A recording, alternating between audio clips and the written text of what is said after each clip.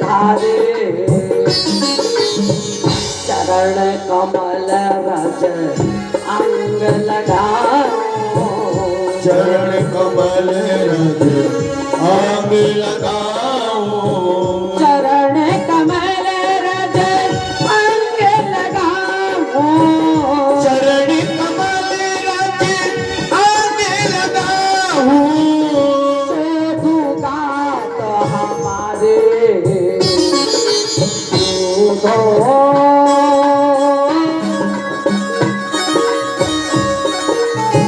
संत सदा अति प्यारे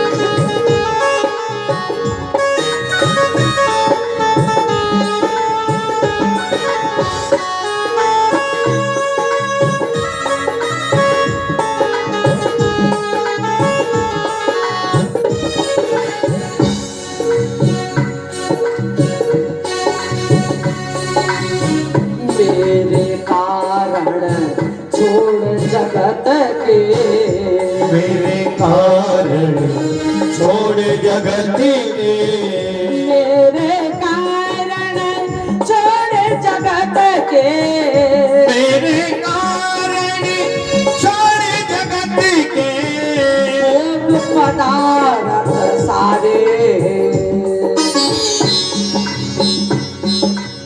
निशितन ध्यान धरे हृदय में निज दिन ध्यान धर हृदय में निशितन ध्यान धरे हृदय में निज दिन ध्यान धर हृदय में सबही काज बेसारे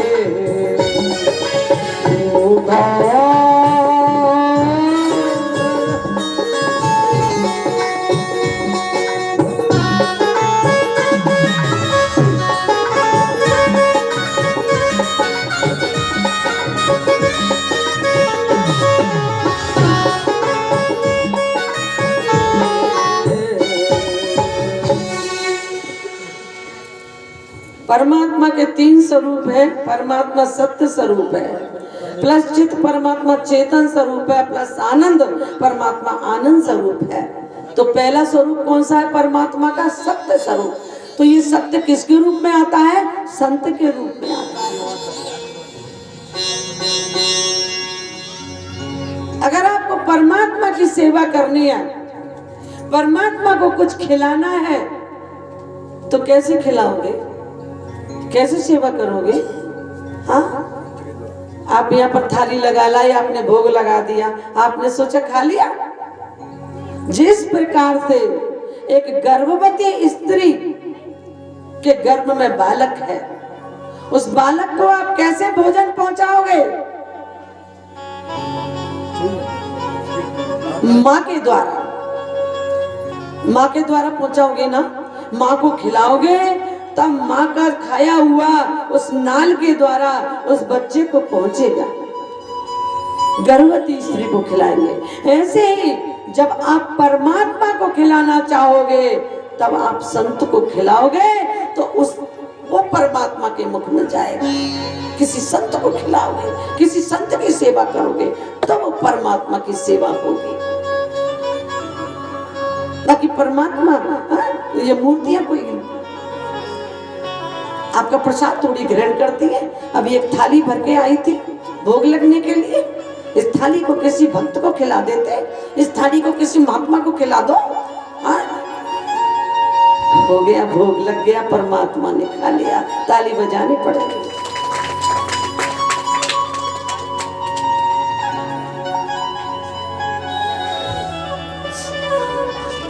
भक्ति प्राप्त करने का साधन क्या है? अगर भगवान भक्ति से मिलते हैं भोलेनाथ, तो भोलेनाथ जब भक्ति से मिलते हैं तो फिर भक्ति प्राप्त करने का साधन बताओ। साधन तो भाई साधन नहीं है तुम्हारे पास, तो तुम कैसे भक्ति प्राप्त करोगे? कोई तो साधन हो। साधन तो संत ही बता सकते हैं। क्या साधन संत बता सकते हैं। इसीलिए तो भगवान कृष्ण को प्रिय है संत, क्योंकि संत ही साधन बता सकते हैं भक्ति प्राप्त करने का। तभी तो भगवान राम ने कहा प्रथम भगत संतन कर संगा। अगर भक्ति प्राप्त करनी है तो संत का सानिध्य कर, क्योंकि यही तुमको साधन बता सकते हैं भक्ति प्राप्त करने का। तो साधन बताने लगे। सुनो साधन क्या है। भागवत में 9 साधन बताए भक्ति प्राप्त करने के। श्रवणम कीर्तनम स्मरणम पाद सेवनम अर्चनम वंदनम दास्यम साख्यम आत्मा निवेदितम। ये क्या है? ये 9 साधन है। पहला है श्रवणम, कथा सुनो संत की वाणी से, वैष्णव जन की वाणी से, विष्णु भगत से, शिव भगत से कथा सुनो। पहला साधन श्रवणम। दूसरा कीर्तनम, कीर्तन करो। कीर्तन से क्या होता है? भगवान मिलते हैं। बोले किसको मिले? कोई उदाहरण बताओ। तो एक बार नारद जी ने स्वयं भगवान से पूछा था कि प्रभु तुम्हारी याद आएगी तो तुम कहाँ मिलोगे? क्या वैकुंठ में मिलोगे? बोले ना। बोले मैं योग कर लूं, योग में मिल जाओगे। मैं तप कर लूं, तप में मिल जाओगे। समाधि लगा लो, समाधि करके मिल जाओगे। भगवान बोले मैं यहाँ इनसे नहीं मिलता हूँ। बोले तो कैसे मिलते हो? यत्र यत्र मद भक्ता गायंती, जहाँ जहाँ पर मेरे भगत मिल करके मेरा गुणगान गाते हैं मैं वहां बैठा रहता हूँ। ना अहम वसामि वैकुंठे, मैं वैकुंठ में नहीं रहता। ना तपसा योगी समाधिना,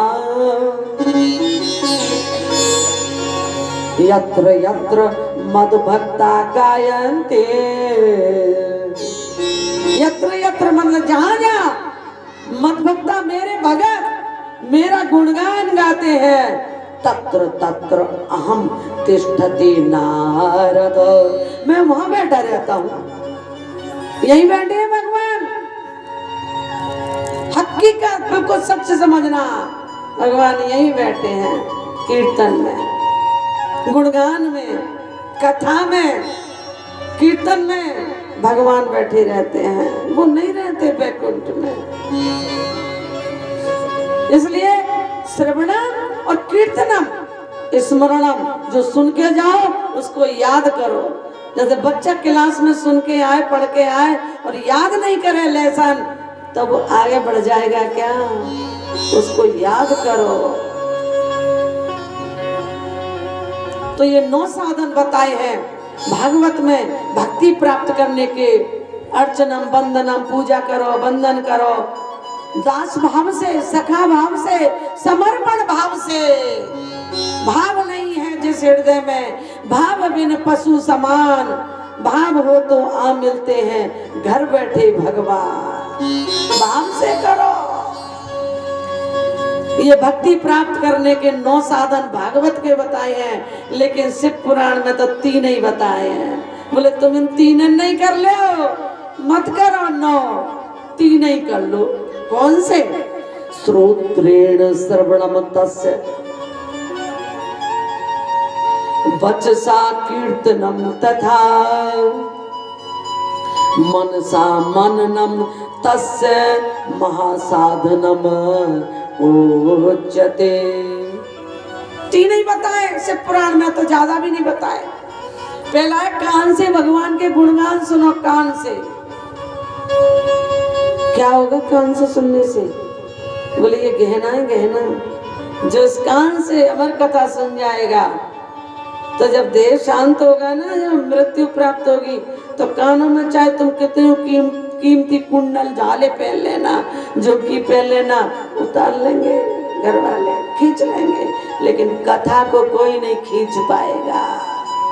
इस गहने को कोई नहीं खींच पाएगा और भगवान यही गहना देखेंगे, कथा का गहना। उस गहने से सुंदर लगेंगे भगवान को। तो इस गहने को तो बहू खींच लेंगी, बेटे उतार लेंगे, बेटियां उतार लेंगी, लेकिन कथा का गहना अगर आपने पहना है तो भगवान इस गहने को देख करके, तुम्हारी सुंदरता को देख करके आप पर खिंचे आएंगे। ये गहना है तुम्हारा। सबरी ज्यादा मलूक नहीं थी, वहीं बैठ जाओ बेटा, बैठ जाओ, वहीं पर बैठ जाओ, फिर चढ़ा देना बाद में, वहीं बैठते जाओ।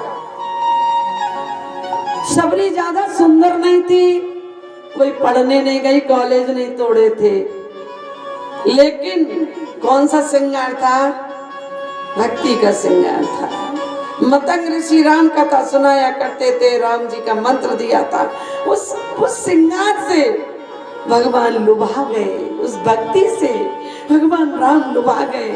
और सबरी का आश्रम कहाँ है? सबरी का आश्रम कहाँ है? पूछते पूछते बिना बुलाए चले गए, बिना बुलाए। अगर आपके पास में भक्ति है, भक्ति का श्रृंगार है, भगवान बिना बुलाए तुम्हारे दरवाजे पे आएंगे। सुपर का भक्ति का श्रृंगार नहीं था, तन का श्रृंगार, तन का श्रृंगार भगवान राम ने देखा तक नहीं, नाक काट दी लक्ष्मण जी ने। नाक कटा के मत जाना, नाक कटा के मत जाना, सुपड़ का मत बन जाना। हाँ, भक्ति का श्रृंगार करके जाओगे तो भगवान आपको अपना लेंगे। आप भक्ति प्राप्त कर रहे हो, यहाँ बैठ करके श्रवणा कथा सुन रहे हो, कान से कथा सुनो और वाणी से कीर्तन करो और मन से मनन करो, मनोमंथन करो कि हमें भगवान से मिलना है, हमें भगवान से मिलना है। और भगवान केवल प्रेम देखते हैं, प्रेम वो सर्वत्र है। ऐसी कौन सी जगह है जहां भगवान नहीं है? हरि व्यापक सर्वत्र समाना,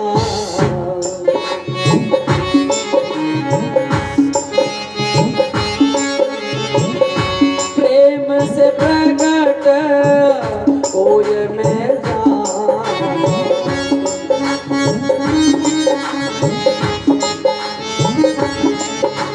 तेरी मैं तो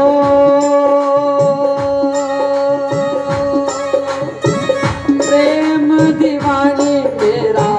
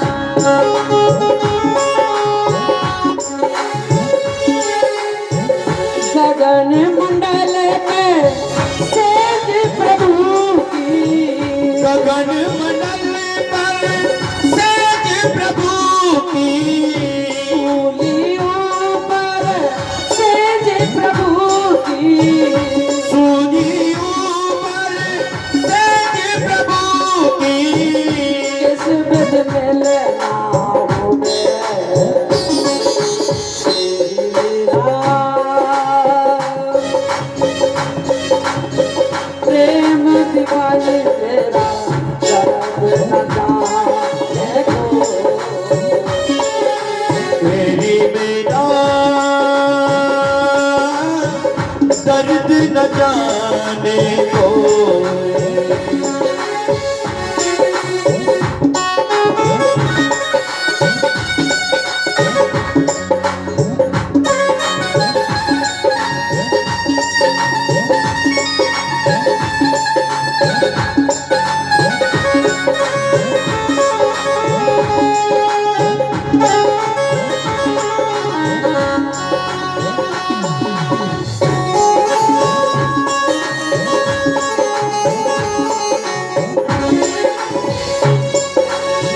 शरद की मारी बन बन डोलूं, दर्द की मारी बन बन डोलूं। शरद की मारी बन बन डोलूं, वैद न पावे कोई, मेरा के प्रभु गिरधर नागर। मीरा के प्रभु गिरधर नागर। वैद समरिया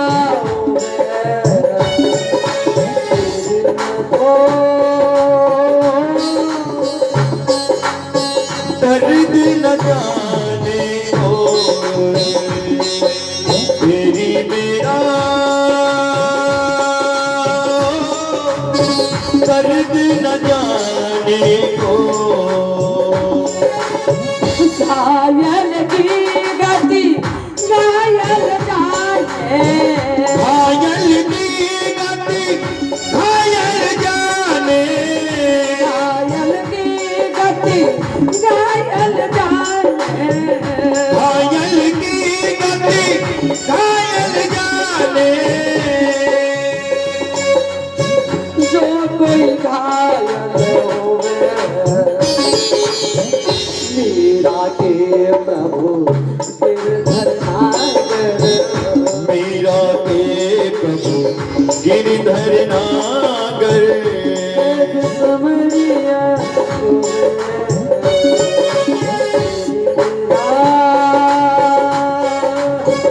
प्रेम दीवानी मेरा दर्द जाने दो। प्रेम से मिले थे भगवान। अगर प्रेम नहीं है आपके पास तो जा कितनी भी भक्ति कर लो, कुछ भी कर लो,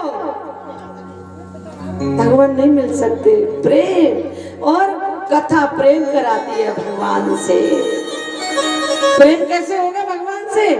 जब कथा सुनोगे।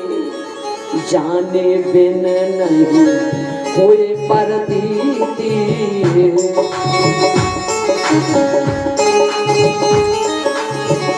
जाने बिन नहीं होए परतीति,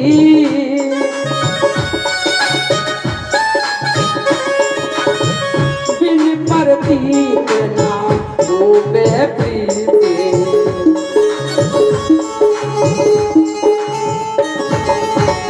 जब तक जानोगे नहीं तब तक कैसे मानोगे? और जानोगे कैसे? जब सुनोगे। सुनोगे जब तो मानोगे, सुनोगे ही नहीं तो मानोगे कैसे भगवान को? मीरा का दृष्टांत इसको आपको सुनाया कि मीरा ने प्रेम से पाया था। साधु संगत की थी, साधुओं के संकीर्तन करती हुई, गाती हुई, नाचती गाती चलती, लेकिन प्रेम करती थी। चाहे कितना भी तुम गा लो, नाच लो, कीर्तन कर लो, अगर प्रेम नहीं है तो परमात्मा नहीं मिलेंगे। और परमात्मा नहीं मिले, भगवान नहीं मिले, मनुष्य का शरीर धारण करके तो ये शरीर व्यर्थ गया। एक बार कबीरदास जी, गेट पर से हट जाओ बेटा, अंदर जाने दो। हाँ बैठ, सरक के बैठो बेटा, अंदर जाने दो। एक बार कबीरदास जी चले आए और जाकर के पूछा पड़ोसियों से कि मीरा का महल कहाँ है? तो पड़ोसी कहने लगे मीरा तो बाबरी है गई है। भगवान से मिलने के लिए बाबला होना पड़ता है, बाबरा। बावरी हो गई है। दरवाजे पर सास खड़ी थी, पूछा मीरा कहाँ है? बोले कुलनासी है। कटु वाणी भी सहन करनी पड़ती है, कुछ भी कोई बोल सकता है भक्त के लिए। अंदर गए, अंदर जाकर के देखा तो क्या, घुंघरू बांध करके मीरा नृत्य कर रही थी भगवान के आगे। पग घुंघरू बांध मीरा नाची रे पग।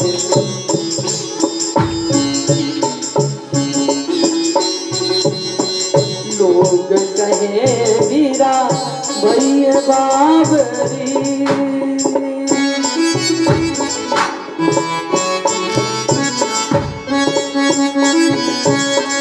लोग कहे मीरा भैया बाबरी, सास कहे कुलनासी रे, सास कहे कुलनासी रे। घुंघरू बांध मीरा नाची रे।